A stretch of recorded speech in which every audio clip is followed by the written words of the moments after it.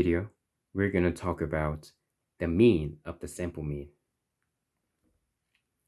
So as you can see in the title, we were going to calculate the expectation of sample mean itself.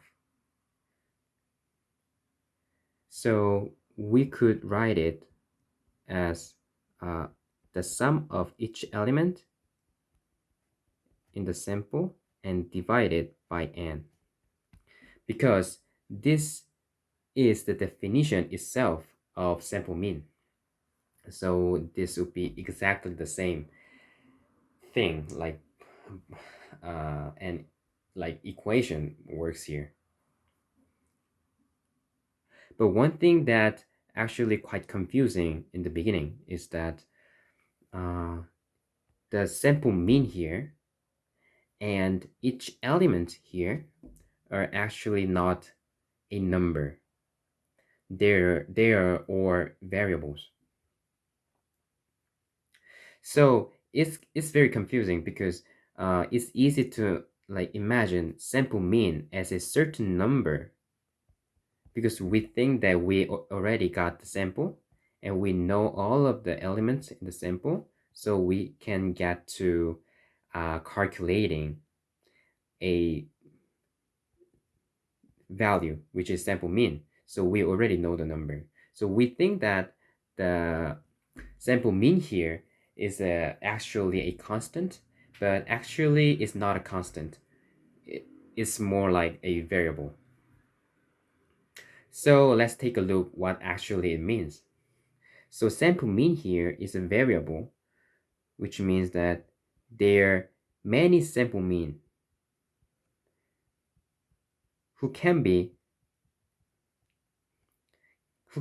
actually get the position of this place. So let's say we're gonna take infinite number of samples and we have infinite number of sample mean. So this is actually a variable, and these are the actual numbers that we can imagine, like number 3 here. So we need to first understand that and accept that we're dealing with a variable here, not a certain number. And what about these elements? These are also variables. So let's say we took sample 1, and of course we got samples, so there will be sample 1 first element, and sample 1 second element, and sample 1 third element, and sample 1 n element. And because we're gonna take like lot of like so many samples, we'll of course gonna guess sample 2, and it'll be second sample first element, second sample second element, and it'd be second sample n element. And we're gonna get so many sample, like sample m, and it'll be m sample m first element, sample m second element, sample m n element. And actually it's not only m number, we're gonna take sample like for infinite in our imagination.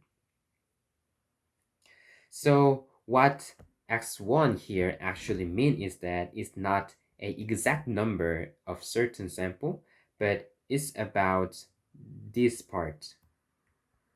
Let me highlight this with actual color. So it's this part.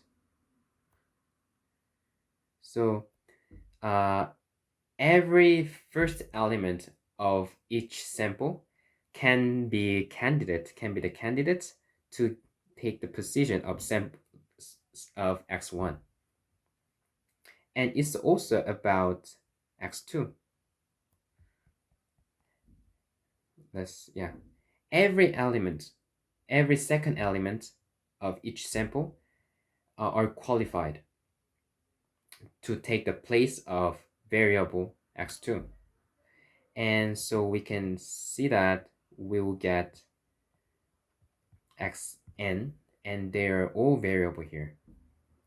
But one thing that also we gotta be careful is that is for only one place. So only one element can be chosen and get in, not two at the same time. It's for only one element.